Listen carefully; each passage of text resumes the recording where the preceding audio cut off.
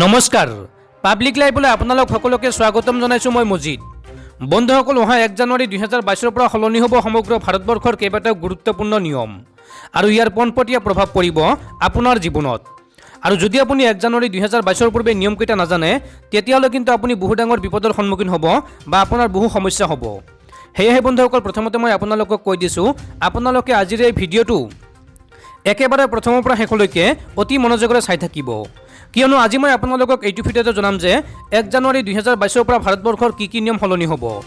আৰু বন্ধুসকল তাৰ আগতে আপোনালোক এটা সৰু ৰিকুৱেষ্ট যদি এতিয়ালৈকে এইটো ভিডিঅ'ত লাইক কৰা নাই তেন্তে প্লিজ এটা লাইক কৰি দিয়ক আৰু এনেকুৱা ধৰণৰ নতুন ভিডিঅ' পাবলৈ চেনেলটো সাবস্ক্ৰাইব কৰি কাষত থকা বেল আইকনটো প্ৰেছ কৰি ৰাখক বন্ধুসকল আপোনালোকে কথাখিনি অলপ ভালদৰে মন কৰিব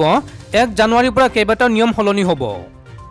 1 জানুৱাৰীৰ পূৰ্বে এই নিয়ম নাজানিলে সমস্যা হ'ব আপোনাৰ এটিএমৰ পৰা ধন উলিওৱাৰ ক্ষেত্ৰত নাথাকিব পূৰ্বৰ নিয়ম এটিএমৰ পৰা ধন উলিওৱাৰ সৰ্বোচ্চ সীমা নিৰ্ধাৰণ কৰিছে ভাৰতীয় ৰিজাৰ্ভ বেংকে আপুনি এটিএমৰ পৰা কিমান টকা উলিয়াইছে সেই কথা এতিয়া মনত ৰাখিব লাগিব এটিএমৰ পৰা ধন উলিওৱাৰ সৰ্বোচ্চ সীমা অতিক্ৰম কৰিলে মাচুল ভৰিব লাগিব গ্ৰাহকে পূৰ্বতে নিজা বেংক একাউণ্ট থকা এটিএমৰ পৰা বিনামূলীয়াকৈ 5 বাৰ ধন উলিয়াব পাৰিছিল অন্য এটিএমৰ পৰা 3 বাৰকৈ ধন উলিয়াব পাৰিছিল গ্ৰাহকে কিন্তু এই সীমা নতুনকৈ নিৰ্ধাৰণ কৰা হৈছে 1 জানুৱাৰীৰ পৰা টকা উলিওৱাৰ সীমা অতিক্ৰম কৰিলে প্ৰতিটো লেনদেনত 21 টকা মাচুল ভৰিব লাগিব সকলো বেংকৰ ক্ষেত্ৰত প্ৰযোজ্য হ'ব এই নতুন নিয়ম 1 জানুৱাৰীৰ পৰা বাঢ়িব কাপোৰ জোতা চেণ্ডেলৰ দাম বন্ধুসকল আপোনালোকে নিশ্চয়তে বুজি পাইছে 1 জানুৱাৰী 2022 পৰা সলনি হ'ব